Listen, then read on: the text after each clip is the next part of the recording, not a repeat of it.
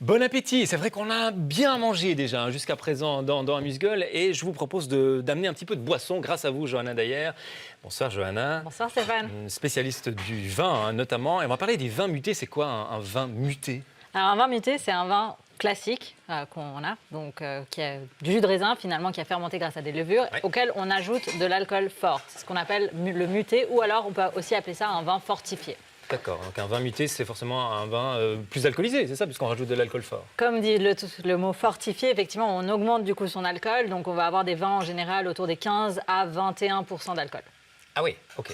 Je vous propose de déguster 2 vins pour moi, Stéphane. Comme ça, vous pouvez apprendre par vous-même. Très bien. Vous pouvez sentir et goûter ce premier vin. Alors ça, c'est quoi comme... Alors ça, c'est un vin qu'on appelle, ça s'appelle un Xérès, ça vient de la région de Jerez en Espagne, sherry en anglais. Et c'est un Palo Cortado, c'est un des types de Jerez, parce qu'il y en a beaucoup d'autres. Ah non, pas ça tout de suite. Alors, Xérès d'un côté, et puis voilà. Un Xérès de l'autre ou... Et non, et ensuite on a un Porto type Tony, c'est des Portos qui sont faits en contact avec un peu d'oxygène, d'où la couleur plus orangée. Là, c'est un 10 ans d'âge. Je peux goûter? Oui, vous pouvez sentir Alors, et il y goûter a les déjà deux. une différence. J'ai l'impression qu'il y en a un qui est plus sec que l'autre, qui serait plus doux, je dirais. Mais Vous pouvez pas sentir ça au nez. vous n'êtes pas conscient de toutes les capacités qu'a mon nez, en Non. fait. Je pense que c'est ça. Très bien. Ok, d'accord. Donc là, Donc effectivement, le premier, un peu sec, j'ai il n'y a, l'impression. y a pas de sucre, donc il est sec.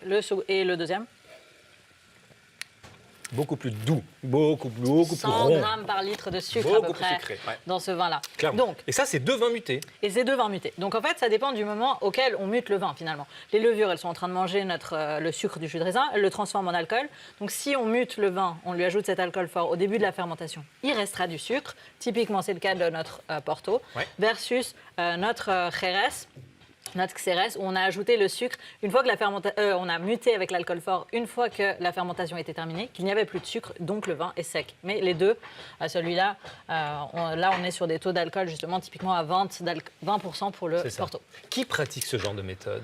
Alors historiquement, il y a des régions traditionnelles magnifiques qui font ça. Le Douro au Portugal, donc la région, tout ce qui est région de les vins de Porto, la région de Jerez en Espagne et la région de Madère aussi. Je vous ai aussi amené un Madère pour déguster. Si vous êtes Jean-Marc, vous êtes encore, je vois que ça bosse encore en cuisine là. Ça vous dirait de... Ah bah tiens Nicolas, voilà, c'est bonne idée d'amener un petit verre. Alors qu'est-ce qu'on lui propose là? Donc là, c'est un Madère type Cercial, c'est le plus sec des styles de Madère, mais qui contient quand même du sucre. C'est un Madère de 1990. Et donc ça, je vous disais, on parlait de tradition avant, c'est des vins où en fait on les a fortifiés, dans certains cas, pour les faire voyager en bateau, qui puissent partir dans le monde, et avec les mouvements de chaleur et autres, pas refermenter ou pas avoir de contamination bactériologique. Et alors qu'est-ce que ça dit, Jean-Marc Soldati? Alors on a vraiment ce nez typique des Madères, c'est ce léger côté oxydatif et puis de noix. Ouais. On a un peu ça dans les vins du Jura aussi, dans les Savagniens. Et c'est après la longueur en bouche, la puissance. Vous êtes un convaincu des vins... C'est sec, hein, donc c'est pas... Le Cercial, c'est un Oui, il y sec. a 50 grammes de sucre. Voilà. Mais ça a l'air sec parce qu'il y a beaucoup d'acidité. Voilà. C'est de la typicité de Madère où c'est quand même une île qui est très humide. Donc on a beaucoup d'acidité dans les vins. Et il y a ces notes effectivement de noix par l'oxydation délibérée et aussi de caramel car en fait on les stocke sous les toits, les barriques, pas entièrement remplies. Et comme ça elles s'oxydent délibérément et ça développe ces notes fantastiques qui donnent beaucoup de complexité et un très beau bouquet. Et donc ça, c'est un type de muté. Mais maintenant, on fait des mutés partout. Donc là, je vous ai pris un muté suisse. Typiquement, on peut faire avec tous les cépages. Il y a des traditions aussi, selon où on est. Magnifique. Grenache. À goûter, Et là, c'est avec du Divico. Donc c'est un type Tony, comme ce Porto, mais fait en Suisse. À goûter donc chez vous, c'est passionnant. On vous écouterait encore pendant des heures. Merci beaucoup, Johanna Dayer. On va terminer